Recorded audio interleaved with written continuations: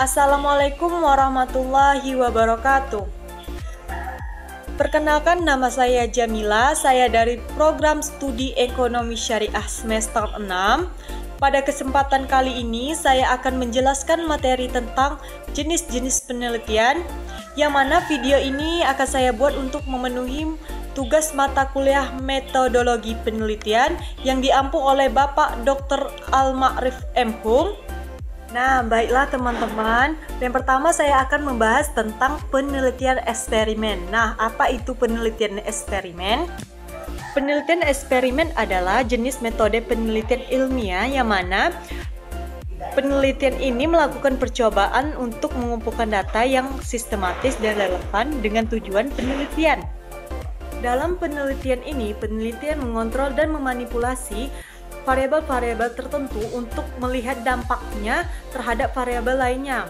Tujuannya adalah untuk memahami sebab akibat atau hubungan antara variabel. Nah, berikutnya saya akan menjelaskan tentang proses eksperimen.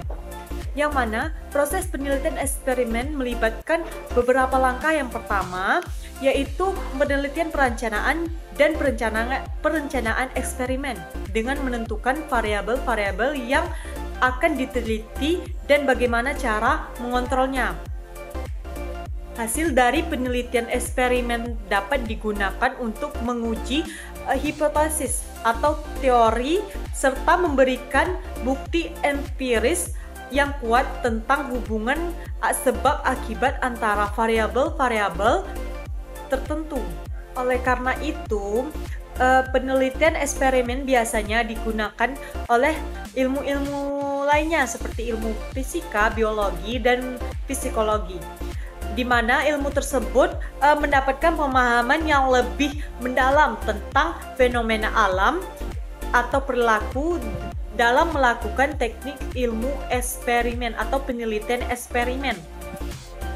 Jadi intinya mereka mencoba mencari tahu mengapa atau bagaimana sesuatu terjadi dengan melakukan percobaan yang terkontrol dan terarah.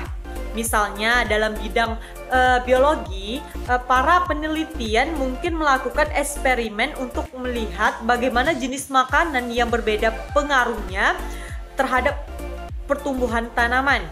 Nah teman-teman, tadi saya sudah membahas tentang jenis penelitian eksperimen. Selanjutnya saya akan membahas tentang studi kasus. Apa itu studi kasus? Studi kasus adalah metodologi penelitian yang digunakan untuk menyelidiki suatu fenomena dalam konteks yang nyata dan alami. Dalam studi kasus, penelitian memeriksa subjek penelitian secara mendalam, seringkali melalui pengumpulan data dari berbagai sumber seperti observasi, wawancara, dan analisis dokumen. Namun perlu diingatkan bahwa hasil studi kasus tidak selalu dapat digeneralisasikan ke populasi yang lebih luas. Oleh karena itu, fokusnya yang spesifik pada studi kasus tersebut. Oleh karena itu, pentingnya bagi penelitian untuk memilih kasus yang representatif dan menyusun metode penelitian yang cermat. Baik teman-teman, dalam studi kasus ini, salah satu keunggulan utama dari metode studi kasus adalah kemampuan untuk memberikan pemahaman yang mendalam tentang fenomena yang kompleks atau unik. Teman-teman sekalian, mungkin itu yang dapat saya bahas tentang materi studi kasus. Selanjutnya saya akan membahas materi yang ketiga, yaitu etnografi. Nah, apa itu etnografi? Etnografi adalah metodologi penelitian dalam ilmu sosial yang bertujuan untuk memahami budaya dan kehidupan sehari-hari suatu kelompok atau komunitas. Proses etnografi dimulai dengan observasi mendalam di lapangan.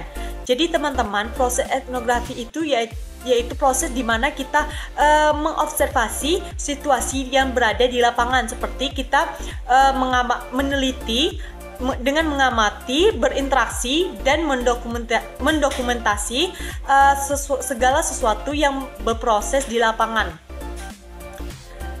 Selain observasi, etnografi juga melibatkan wawancara. Nah, teman-teman, apakah kalian pernah melakukan proses etnografi? tentu kita sebagai kaum awam sudah pernah melakukan dengan cara mewawancara dengan kelompok atau anggota untuk mendapatkan sudut pandang mereka tentang berbagai hal. Selain itu, penelitian juga memeriksa dokumen, artefak, dan catatan sejarah yang terkait dengan kelompok tersebut. Setelah data semuanya dikumpul, penelitian menganalisis untuk mengidentifikasi pola-pola budaya, norma, nilai, dan praktik-praktik yang ada dalam kelompok tersebut. Hasil analisis ini digunakan untuk menghasilkan deskripsi dan interpretasi yang dalam dan mendalam tentang kehidupan kelompok tersebut. Dengan demikian, etnografi memberikan pemahaman yang mendalam tentang kehidupan sosial dan budaya suatu kelompok atau komunitas, serta memungkinkan kita untuk melihat dunia dari sudut pandangan yang berbeda. Jadi teman-teman, proses etnografi itu bisa kita jumpai di sekeliling kita, yang agar kita bisa tahu bagaimana tentang budaya di luar sana yang bisa kita analisis melalui sudut pandang kita sendiri. Selanjutnya saya akan membahas tentang penelitian fenomenologi. Apa itu penelitian fenomenologi? Fenomenologi adalah pendekatan dalam penelitian yang berfokus pada pemahaman mendalam tentang kelompok pengalaman hidup individu atau kelompok. Yang bertujuan utama dari penelitian fenomenologi adalah untuk memahami makna subjektif dari pengalaman-pengalaman tersebut. Maksudnya yaitu penelitian fenomenologi ini adalah cara untuk memahami tentang pengalaman hidup seseorang secara mendalam. Misalnya kita ingin memahami bagaimana rasanya menjadi seorang ibu. Penelitian fenomenologi berguna untuk membantu kita memahami perasaan, pikiran, dan pengalaman sehari-hari tersebut tanpa menghakimi atau menilai dan menghujat menjadi seorang ibu.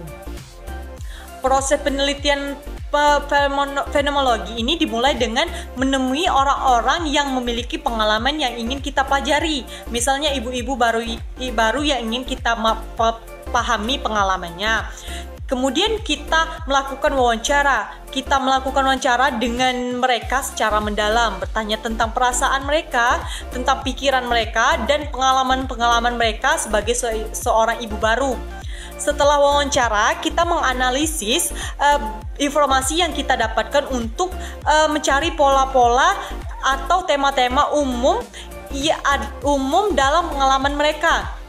Nah, tujuannya adalah untuk memahami bagaimana pengalaman tersebut memberikan makna bagi mereka dan bagaimana hal itu mempengaruhi kehidupan mereka. Kelebihan dari penelitian fenomenologi ini adalah kita bisa mendapatkan pemahaman yang sangat mendalam tentang bagaimana orang mengalami sesuatu, namun karena fokusnya sebagai spesifik pada pengalaman individu atau kelompok kecil, hasilnya mungkin kita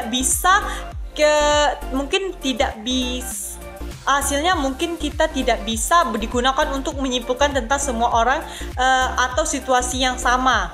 Jadi, penelitian fenomenologi adalah cara yang bagus untuk memahami pengalaman hidup secara mendalam dan menghargai keragaman pengalaman manusia. Nah, selanjutnya pembahasan terakhir saya tentang penelitian grounded theory.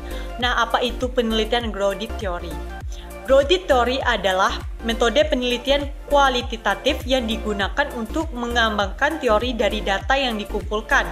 Metode ini sering digunakan dalam ilmu sosial untuk memahami bagaimana orang mengalami dan memberi makna pada suatu fenomena. Proses grounded theory dimulai dengan pengumpulan data melalui wawancara, observasi, atau menganalisis dokumen. Data tersebut kemudian dianalisis secara sistematis dengan fokus pada mengidentifikasi pola, tema, atau konsep-konsep utama yang muncul dari data. Nah, selanjutnya, konsep-konsep ini digunakan untuk mengembangkan teori yang mendasar dan relevan dengan fenomena yang diamati. Salah satunya prinsip utama dari grounded theory adalah bahwa teori yang dikembangkan harus tertanam atau muncul dari data, bukan dari teori yang telah ada sebelumnya. Keuntungan dari grounded theory adalah kemampuannya untuk menghasilkan teori yang relevan dan berakar pada data yang dikumpulkan secara langsung. Namun proses analisis yang terlibat dalam metode ini bisa memakan waktu dan memerlukan keahlian yang khusus dalam menginterpretasikan data.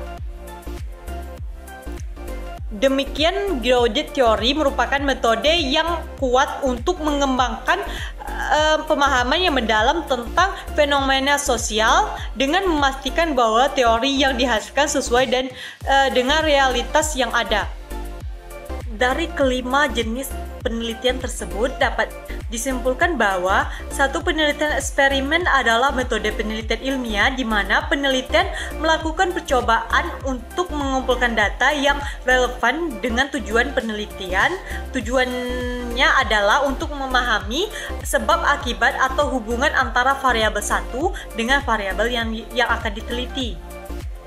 Kemudian yaitu tentang penelitian studi kasus, yaitu adalah metode penelitian yang mendalam tentang suatu kejadian, situasi, atau individu tertentu. Tujuannya adalah untuk mendapatkan pemahaman yang mendalam tentang fenomena tersebut. Kemudian penelitian fenomenologi, yaitu pendekatan dalam penelitian yang berfokus pada pemahaman mendalam tentang pengalaman hidup individu atau kelompok dalam konteks tertentu. Tujuannya adalah untuk memahami makna subjektif dari pengalaman-pengalaman tersebut. Kemudian yaitu penelitian grounded theory yang adalah metode penelitian kualitatif yang digunakan untuk mengembangkan teori dari data yang akan dikumpulkan. Kemudian metode ini sering digunakan dalam ilmu sosial untuk mengalami dan memberi makna pada suatu fenomena. Demikian yang dapat saya sampaikan. Kelima metode tersebut memiliki pendekatan dan tujuan yang berbeda, namun semua tujuan untuk meningkatkan pemahaman kita tentang dunia di sekitar kita melalui pendekatan ilmiah yang sistematis dan terarah. Demikian yang dapat saya sampaikan. Apabila ada kesalahan, saya mohon maaf. Wabillahi taufiq wa hidayah. Wassalamualaikum warahmatullahi wabarakatuh.